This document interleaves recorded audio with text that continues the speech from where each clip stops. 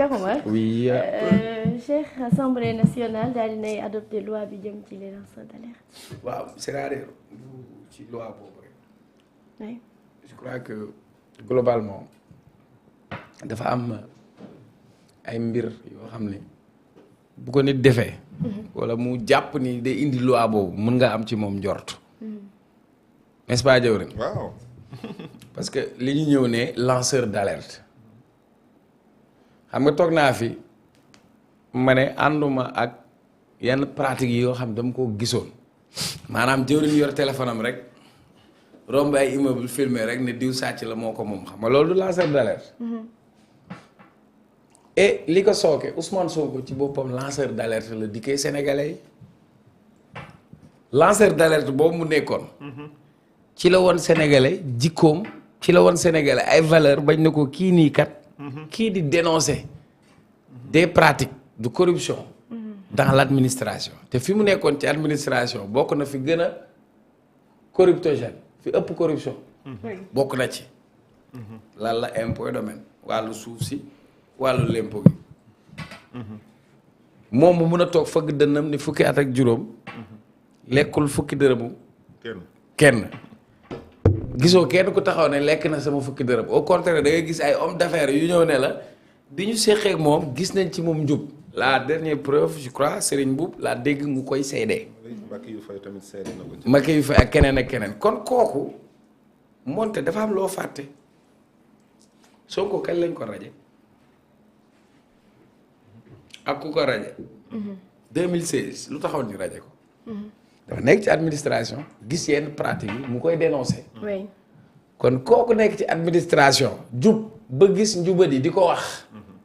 tey boo ko déggee kooku da nga ko waroon a njukkal déedéet dañ ne ko xaara yow dañ lay rajee waaye yàlla def na kaka raje woon moom moo ko génnee réew ma kooku da koo raje woon ci administration mu raje ko ci réew mi génnee ko réew mi donc. karma.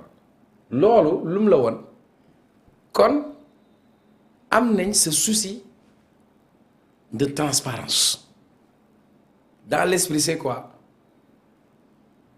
nekk naa ci administration jëwriñ moo ma yilif mu ngi ci administration bi ma gis ay fait yu muy def yoo xam ni bokkul ci intérêt réew mi mu ngay luubal wante bu ma amul lu ma aar su ma ko yoolee jëwriñ mi mën na maa dàq waaye bu fekkee loi bi aar na ma li ma wax mu nekk lu leer nañ ñu xam ni kii li mu nekkoon nii ci luubalu alal réew mi la nekk yoole naa ko.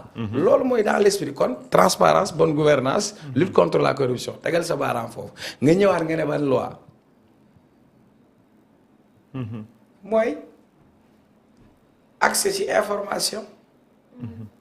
parce que tey quand on parle de transparence xam nga am na koo xam ne daa am vitre teintée. kenn du gis de mais transparence mooy lu leer naa ñu verre bi day leer et pour être transparent il faut que les citoyens ñu am accès à l'information parce que Olof Njaay nee na kuy aj bëggul kuy téen loolu mooy tax lépp loo xamante ne aj nañ ko ñu mun koo téen ba mun koo séen c'est simple beneen bi lan la bi ñu voté mooy sur la déclaration de patrimoine dañ lay jox responsabilité ngay gérer alalu réew mi du entreprise privée contribuable sénégalais la dërëmu taaba yi la ñuy dajale dénk la ko waaye balaa ñu la koo dénk ñu xam yow lan nga amee ak loo denc ak loo amut ba ëllëg ñu mën a xam yow mii ndax yokku nga wala yokkuwoo loolu ci lu mu jub loolu demul ci jub demul ci transparence demul ci bonne gouvernance beneen bi lan la soo ne si OFNAC waaw nañu wax ci OFNAC au lieu que gars yi di fi nekk di wëndeelu di tëgg wëndeel cooli leen doom la sëñ Bassirou Gueye bi ñu ko tegee ci OFNAC man damaa jàpp ne dañ ko defal promotion pour service rendu au régime de Macky Sall parce qu'à un moment donné il a accepté de jouer un sale boulot c'est ça wax kenn du ko wëndeel monter ay dossiers chargé Ousmane Sonko yooyu la def taxawoon surtout soo doon am na jamono boo xam ne bu génnee ba ne nii ngëmëj kenn ñëwoo ko ci réew mi presque mais loo gis dafay jeex régime yi dañuy jàll mais yow sa posture mu ngi fi. mais moom sax est-ce que voyage normal. wa xaara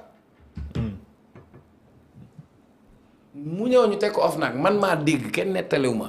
ndaw si Seynabou Ndiaye Jaxate di remplacer woon Nafi Ngom Keïta bi mu ñëwee dafa ne dafa yëkkati ay dossier teg ko ci table am en tant que procureur.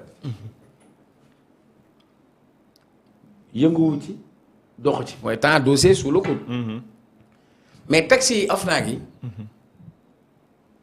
Macky balaa moo dem dafa saboté OFNAC bi ba pare utiliser OFNAC comme benn instrument ça veut dire que au début lan la wax créé pour ñee la OFNAC pour ñun la OFNAC kan la àtte OFNAC boo xam ne dafa am les mains liées benn OFNAC boo xam ne dossier bu mu transmettre procureur bi doxalu ko ñaar ñetteel bi ci nii ni mu mel nii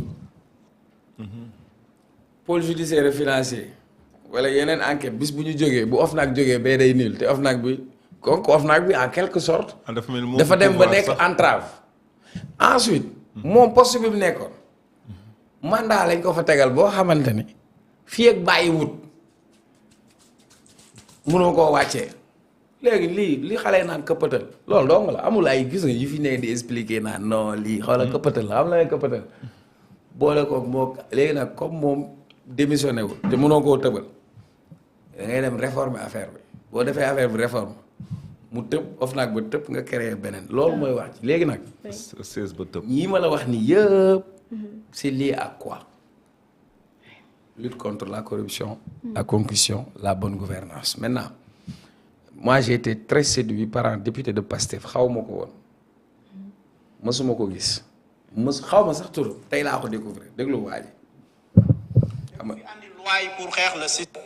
loi yi ñu andi fii nii man dama gëm ne jàpp ne dañu fi andi loi yi pour xeex le système gis nga système bi Ousmane Sonko doon wax en réalité moom moo nekk li nga xam ne moom moo plombé dëkk bi parce que nag nañ ko wax gis nga réewu Sénégal yàlla xam na ne ñi ñuy tuddee les intellectuels les hommes politiques les hauts fonctionnaires ñoo yàq réew mi corruption bi ñuy wax yëpp ñoom la y a un rapport bu génnoon les plus corrompus policiers gendarmerie ci biir rapport bi on a même parlé des députés des juges et cetera mooy élite bi nga xam ne moom moo tee réew mi rek ñoom ñoo gën a yàq ñoom ñoo yàq réew mi li yéeme nag mooy c'est-à-dire c'est pas juste ay mbir yoo xam ne c'est individuel mais il y a un véritable système qui est mis en place que ça soit au niveau de la police je ne sais pas si vous vous rappelez boo jëlee le livre du colonel Abdou Aziz Ndaw waxoon na ci on reconnaît même que y a des caisses illégales yoo xam ne dañuy racketter les citoyens ba ci dernièrement y a un commandant de la gendarmerie jëloon na ci note de service di ko reconnaître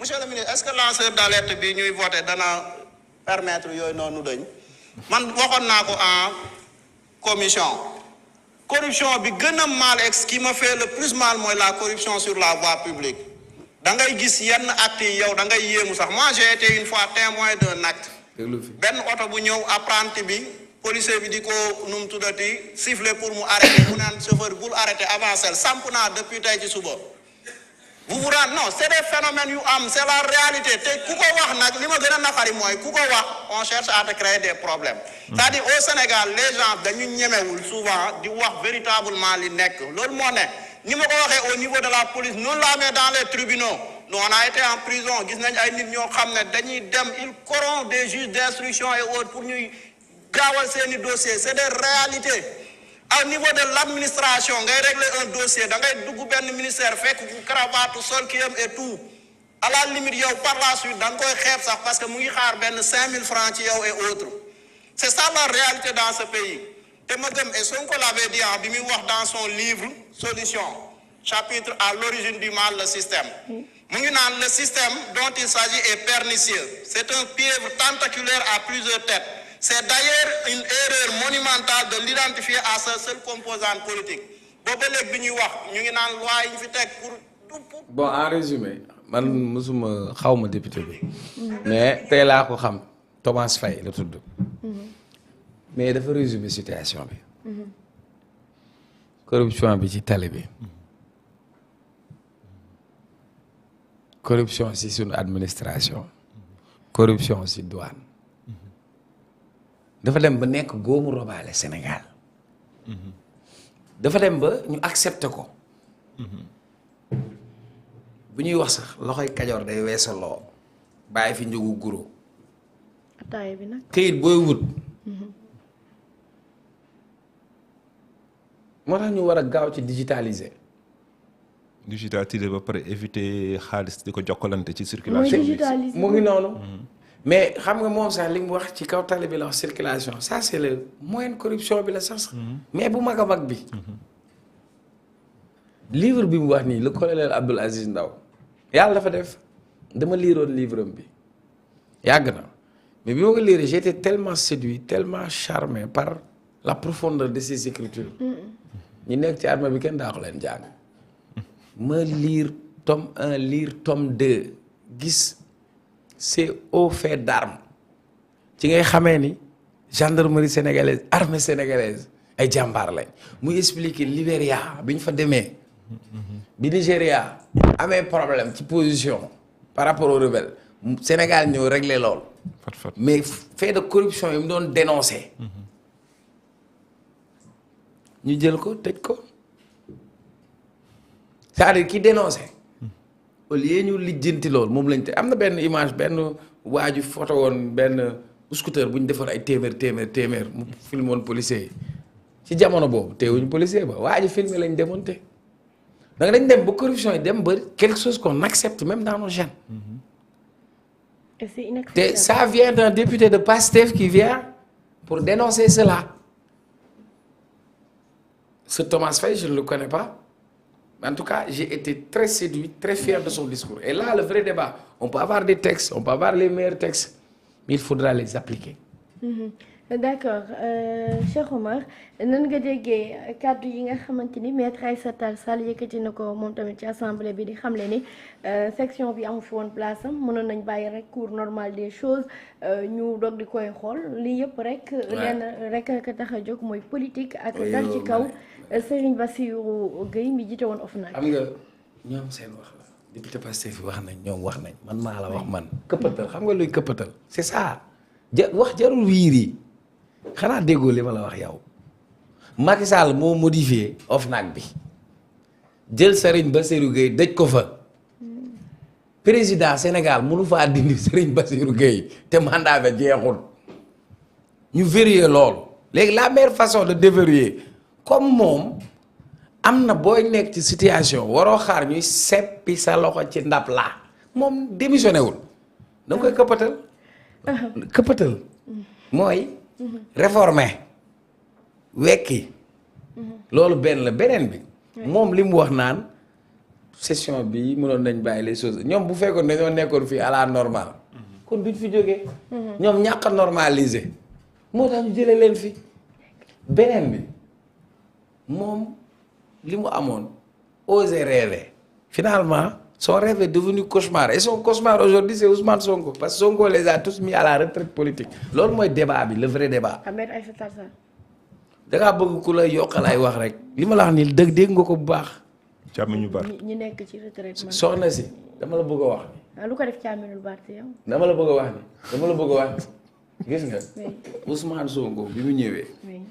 c'est un ouragan politique. ngelaw yi am doole yooyu. il a tout déboulonné sur son passage. beaucoup dañu dem à la retraite politique am na sax ñu dem mort politique. D'accord. Parlant de retraite politique, mort politique, nous allons parler de Moustapha Cissé Lo balaa ñuy ñëw ci mairie bu Dakar Moustapha Cissé Lo